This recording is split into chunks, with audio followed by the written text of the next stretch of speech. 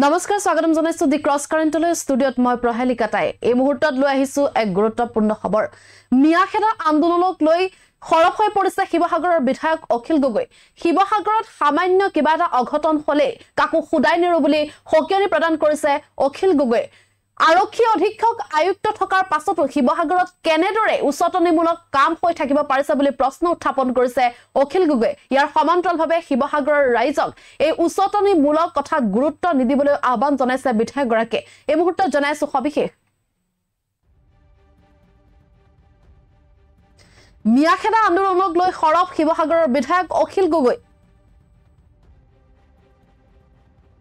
শিৱসাগৰত সামান্য কিবা হলেও কাকু খুদাই নেৰো বুলি হকিয়নি অখিল গগৈ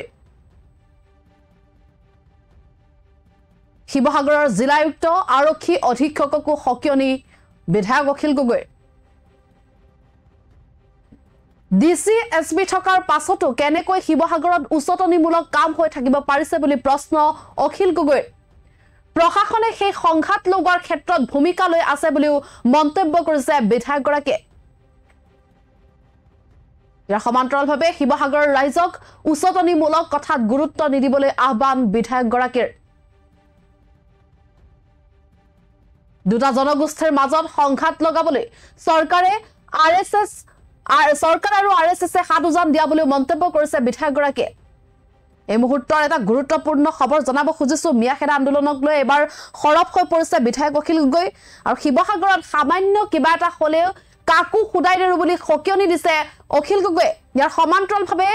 শিৱসাগৰৰ আৰক্ষী অধীক্ষক আৰু জিলা আয়ুক্তকো হকিয়নি দিছে অখিল গগৈ জিলা আয়ুক্ত আৰু আৰক্ষী অধীক্ষক থকাৰ পাছতো কিদৰে শিৱসাগৰত উচ্চতনিমূলক কাম হৈ আছে বুলি প্ৰশ্ন উত্থাপন কৰিছে বিধায়কগৰাকীয়ে ইয়াৰ সমান্তৰালভাৱে প্ৰশাসনে সেই সংঘাত লগোৱাৰ ক্ষেত্ৰত ভূমিকা লৈ আছে বুলি মন্তব্য কৰিছে তদুপৰি দুটা জনগোষ্ঠীৰ মাজত সংঘাত লগাবলৈ চৰকাৰ আৰু আৰএছএছে হাত উজান দিয়া বুলি মন্তব্য কৰিছে বিধায়কগৰাকীয়ে এই সন্দৰ্ভত শিৱসাগৰৰ ৰাইজক উচ্চতনিমূলক কথাত গুৰুত্ব নিদিবলৈ আহ্বান কৰিছে বিধায়কগৰাকীয়ে যেহেতু সমগ্ৰ ৰাজ্যতে বৰ্তমান মিয়াখেদা আন্দোলনক লৈ তৎপৰ হৈ পৰিছে সমগ্ৰ ৰাজ্যৰ দল সংগঠন ঠিক একেদৰে শিৱসাগৰতো মিয়াখেদা আন্দোলনক লৈ দল সংগঠন খৰপ হৈ পৰিছে আৰু এই ক্ষেত্ৰত বিভিন্ন ধৰণৰ উত্তেজনামূলক পৰিস্থিতিৰ সৃষ্টি হৈছিল যাৰ পৰিপ্ৰেক্ষিতত এবাৰ শিৱসাগৰৰ বিধায়ক অখিল গগৈ হকিয়নি প্ৰদান কৰিছে শিৱসাগৰত সামান্য কিবা হলেও কাকু খুদাই নেৰো বুলি হকিয়নি প্ৰদান কৰিছে বিধায়কগৰাকীয়ে শিৱসাগৰৰ জিলা আয়ুক্ত আৰু আৰক্ষী অধীক্ষককো এক প্ৰকাৰ হকিয়নি দিছে অখিল গগৈ আমি অখিল গগৈৰ সেই মন্তব্য শুনাম তাৰ পূৰ্বে আমি জনাব খুজিছো যে শিৱসাগৰৰ আৰক্ষী অধীক্ষক আৰু জিলা আয়ুক্ত থকাৰ পাছতো কিদৰে শিৱসাগৰত উচ্চতনিমূলক কামসমূহ হৈ আছে বুলি প্ৰশ্ন উত্থাপন কৰিছে বিধায়কগৰাকীয়ে ইয়াৰ সমান্তৰালভাৱে প্ৰশাসনে সেই উচ্চতনিমূলক কামত বা সেই উচ্চতনিমূলক বা সংঘাত লগোৱাৰ ক্ষেত্ৰত ভূমিকা লৈ আছে বুলি মন্তব্য কৰিছে বিধায়কগৰাকীয়ে তাৰ সমান্তৰালভাৱে দুটা জনগোষ্ঠীৰ মাজত সংঘাত লগাবলৈ চৰকাৰ আৰু আৰএছএছে হাত উজান দিয়া বুলি মন্তব্য কৰিছে বিধায়ক অখিল গগৈ এই যে উচ্চতনিমূলক কাণ্ড সেই উচ্চতনিমূলক কাণ্ডত বা সেই উচ্চতনিমূলক কথাসমূহত গুৰুত্ব নিদিবলৈ বৰ্তমান বিধায়কগৰাকীয়ে আহ্বান জনাইছে সকলো শিৱসাগৰৰ ৰাইজক আৰু শিৱসাগৰৰ ৰাইজক একত্ৰিত হৈ থাকিবলৈ আহ্বান জনাইছে বিধায়কগৰাকীয়ে এই মুহূৰ্তত আমি পোনপটীয়াকৈ বিধায়কগৰাকীয়ে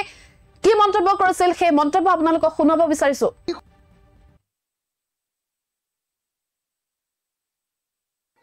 সেইকাৰণে অসমৰ মুখ্যমন্ত্ৰী ডাঙৰীয়া ডিজিপি ডাঙৰীয়া এছপি আৰু ডিচি সকলোকে কথাখিনি জনাই দিছো আৰু ডিচি আৰু এছপিক মই স্পষ্টভাৱে নিৰ্দেশ দিছো আজি যে শিৱসাগৰত যদি সামান্য ঘটনা এটা ঘটিবলৈ হয় মই তেওঁলোকক খুদাই নেৰো স্পষ্ট ভাষাত আজি ডিচি আৰু এছপিক কৈছো যে আপোনালোক থকাৰ পাছত কেনেকৈ শিৱসাগৰত এনেকুৱা ধৰণৰ উচ্চতনিমূলক কামবিলাক হৈ থাকিব পাৰিছে গতিকে এই মুহূৰ্তত মই শিৱসাগৰবাসী ৰাইজক শান্তি সম্প্ৰীতি বজাই ৰাখিবৰ কাৰণে আইন শৃংখলা ৰক্ষা কৰিবৰ কাৰণে আৰু কোনো ধৰণৰ উচ্চতনিমূলক বক্তব্য নিদিবৰ কাৰণে উচ্চতনিমূলক কাম কাজ নকৰিবৰ কাৰণে আৰু দুটা জনগোষ্ঠীৰ মাজত সংঘাত সৃষ্টি হ'ব পৰা কোনো ধৰণৰ কাম কাজত হাত উজান নিদিবৰ কাৰণে মই শিৱসাগৰীয়া ৰাইজক প্ৰবুদ্ধ ৰাইজক জনা শুনা ৰাইজক জ্ঞানী ৰাইজক শিৱসাগৰৰ ৰাইজ প্ৰবুদ্ধ শিৱসাগৰৰ ৰাইজ জ্ঞানী শিৱসাগৰৰ মানুহ জনা শুনা শিৱসাগৰৰ ৰাইজ ৰাজনৈতিকভাৱে আপোনালোকে সকলোৱে জানে যে যথেষ্ট পৰিমাণৰ মেচিয়ৰ। গতিকে মই শিৱসাগৰৰ ৰাইজক অনুৰোধ জনাইছোঁ যে শিৱসাগৰত কিবা এটা বেয়া ঘটনা ঘটি গ'লে সমগ্ৰ অসমত ঘটিব। কাৰণ শিৱসাগৰৰ সাংঘাতিক ধৰণে এটা চেঞ্চিটিভ এৰিয়া। আৰু শিৱসাগৰ হ'ল ঐতিহ্যৰ প্ৰাণকেন্দ্ৰ। তাত সদায় হিন্দু মুছলমানে একেলগে বসবাস কৰি আছে, কিন্তু কিছুমানে তাত সংঘাত লগাব খুজিছে। চৰকাৰে পৃষ্ঠপোষকতা কৰিছে, চৰকাৰে হাত উজান দিছে, আৰু এনেকৈ অসমখনক 2026ৰ আগত এখন সাম্প্ৰদায়িক সংঘৰ্ষৰ ফললৈ পৰিণত কৰিবৰ কাৰণে চৰকাৰখনে বিজেপি আৰু RSSে চেষ্টা কৰি থকা আমি দেখিবলৈ পাইছোঁ। মই বিজেপি RSSক অসম চৰকাৰক সকীয়াই দিছোঁ আৰু চৰকাৰক দাবী উত্থাপন কৰিছোঁ যে চৰকাৰে মুখ্যমন্ত্ৰী হিমন্ত বিশ্ব শৰ্মাই ৰাজধৰ্ম পালন কৰক। মুখ্যমন্ত্ৰী হিমন্ত বিশ্ব শৰ্মাই হিন্দু মুছলমানৰ মাজত কাজিয়া লগাবৰ কাৰণে যাতে হাত উজান নিদিয়ে। চৰকাৰে